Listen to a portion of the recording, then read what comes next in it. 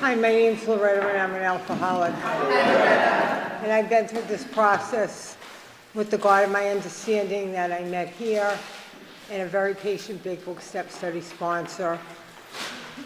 Still making my amends and try to practice 10, 11, and 12 on a daily basis.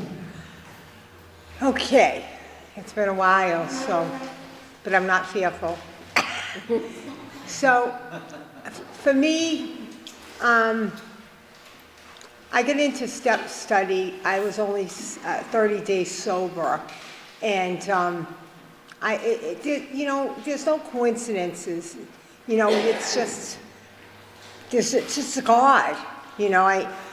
I met this lady at my other group, and she wasn't, well, the dishonesty is I thought when I was about a couple days sober, chain smoking, crying, and she said, "There's no smoking on the church property." But I heard, "There's no smoking on the church property."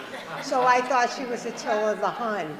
And when I'd see her every day, I just, doesn't she know she should be nice to me?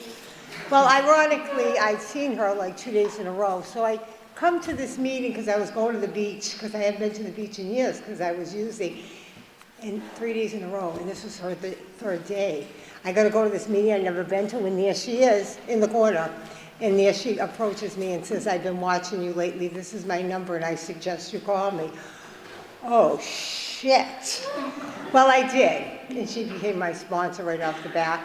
So I came into step study early, and my fear was that I wasn't going to get this, because so many people, you guys just knew what you were talking about. First of all, I was really newly sober. I thought John Barleycorn was a person. So, where was I going? And I would cry, "I don't think I'm going to get this. I don't understand." And she's like, "The understanding will come." Okay, so I started. I probably didn't start this work till 8 or 9 months sober. I needed to get settled in AA. I needed to learn to listen and listen to learn. So I can remember when she told me it's not, and I didn't read any literature. I thought it was sacrilegious. I didn't even read people's magazines, nothing my first 8 months, because I was afraid to open this book. So I remember the day she says, "Oh, I think you need to start reading the doctor's opinion." So I read it, I highlighted it, I put it on cue cards, you name it, I did it, because I needed to know. But it was until she sat down and started going over paragraph to paragraph, I got some understanding. So I admitted in the first step I was powerless and my life was unmanageable. And even in the 12 and 12, the first paragraph says, "We've warped our minds in such an obsession, only an act of providence." So I started hearing God right from the beginning, higher power, whatever you choose to call. So I was blessed to have a lot of old timers also in early recovery at Notre Dame, and everybody was saying, "Get on your knees, ask God." I was brought in with the gift of desperation here, but I didn't think I was going to get it, I'll be very honest. Get on your knees, ask God to keep you away from a drink or a drug or the thought of the obsession. I'm like, yeah, okay, but I did it. Whatever I was told to do, I did it, because I was in quicksand.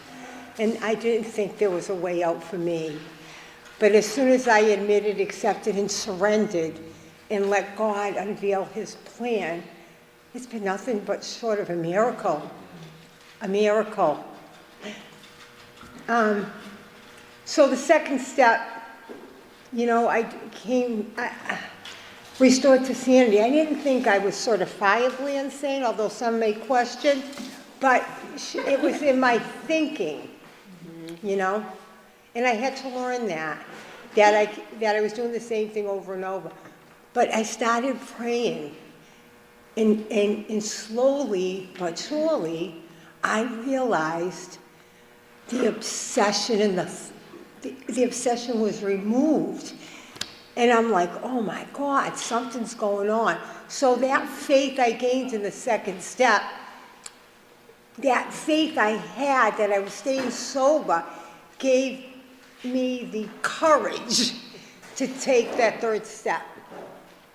I can remember we were leaving a meeting, one of these meetings, and I told my sponsor I was ready to take the formal third. She just politely ignored me, so obviously I wasn't ready. So when she decided we were ready to turn my will and my key, made that decision, you know, I don't know that I fully understood it. I kind of struggled with it, but they told me the understanding's going to come after maybe 4 and 5, whenever. But I did it, and and I was just making a decision. I complicated the out of it, but, and she asked me the pertinent questions. She asked me if I would help another alcoholic, and for some reason when it was done, I felt I kept feeling blocks and blocks off my shoulder. I was in God's care. I didn't have to, I didn't have to try to control anything. You know, I had to try. That's all I had to do was be willing to try to do that third step, willing. Honesty, open-minded, and willingness. So, obviously, taking the third step meant, here comes the notebook. Get ready. So I did. And the resentment was kind of easy because I was still playing the victim. Oh, look what they did to me. Over and over and over. Some of paragraphs, and she looked at it. She goes, you want to turn every sentence around? Let's just get to the facts. You know, I don't need your whole history. Okay, so I had to rewrite them. I didn't appreciate that. And I had a little bit of trouble with the turnarounds. Where was I being selfish? Self-seeking? I didn't know what that meant, but I certainly wasn't. And I had a difficult time towards the end.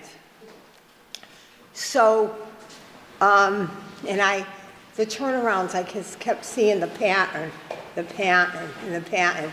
And it took me a long time to write. So now we come to the fear part. And I have to tell you, loaded with fear. They talk about the fabric of my existence. I'm a crazy Italian. I don't need any help. But I had so much fear. I didn't fear spiders, planes, trains. My fears were so deep, it consumed me, okay? I had a nephew who just got out of prison because of this disease. And when I was driving in Worcester, I would see a police car, and I would just stop and make sure I could see in the car that it wasn't him, because I wouldn't be able to breathe. I have a mother, she's 95, and that was a great, I don't know if that's how to explain it, but I can remember when about 10 years ago, she was still home, and the first time this happened, my sponsor was in the car. She didn't answer the phone, and I had to pull over when I was driving her home, and she said, what are you doing? I'm like, my mother's not answering the phone. And she just looked at me like I was looking crazy and says, did you ever think she was in the bathroom? No. I had her down the stairs, over the porch. Then another time I was in surgery. I worked in surgery. She wasn't answering the phone. She wasn't answering the phone. She wasn't answering the phone. Now I'm doing the novena. My hair's curling. I don't know what to do. And my boss said, sorry, I can't let you home. And one of the surgeons was there. Guy had worked for many years. He said, yeah, she is going home. And I left Grove Street with my scrubs and my white shoes. I hit every red light, even by the police station. Sorry. And I park. I run up the stairs. I open the door. My mother had her teased here, 10 100s, doing her puzzle, and she turns around, looks at me, she goes, what are you doing here? I thought that was it. If she wasn't dead, the electricity went out. The electricity went out, so she couldn't answer the phone. So when I got to my fears, I listed my fears. And my sponsor said, What should you do instead? Oh boy, now she wants me to answer this one. I thought she wanted a thesis written. I'm trying to figure it all out. She just looked at me. You know, why does she have to be so calm and know everything? And she said, trust and rely on God. Are you kidding me? That's all I have to do, because I knew by staying sober one day at a time, having some time now, that God continues to do for me what I can't do for myself. And that's pretty much everything. You know? I pray all the time. So this is a miracle for me, not to react when I don't really get that fearful anymore, because now I learned I have that fear prayer. When I heard this at a meeting years ago from a woman who said, when I open my eyes, I go to the fear prayer. And that's what I do today. The second I open my eyes, I said, God, remove my fear and direct my attention to what you be just for today. I don't know about tomorrow. Just for today, remove my fear, because it rattles me. And I can make a mountain out of a molehill. Because generally, as an alcoholic and an addict, I go right here instead of, but now I know I can pause, pause. Peace and understanding succeeds every time. Wow, all these suggestions you people gave me. Took me a few years to start take them and really, really mean it, Breathe in faith, Loretta. Breathe out fear. All these tips you people gave me by speaking every week helps me, So for me, this is nothing, and I continued on with this process, and boy, has it changed my life, It's changed. Do I have concerns today? Yes. I'm losing my mother. But I'm not in fear. It doesn't, my nephew's out of jail, he's doing well. God, I pray for him. So I need to stay spiritually fit. If I get rattled with all the dishonesty in my head, fear, fear, fear, it will consume me in my breath. And they promised me by the spiritual awakening, the theme was to live happy, joyous, and free. And if I'm overcome with fear, I can't be happy, I can't be joyous, and I can't be free. So it's been a wonderful ride. I mean, I don't have everything I want. I don't even want anything, though, Maybe some more cats, but I think they'd jail me. But I have what I need, and I'm grateful. I'm grateful. I still have my mom.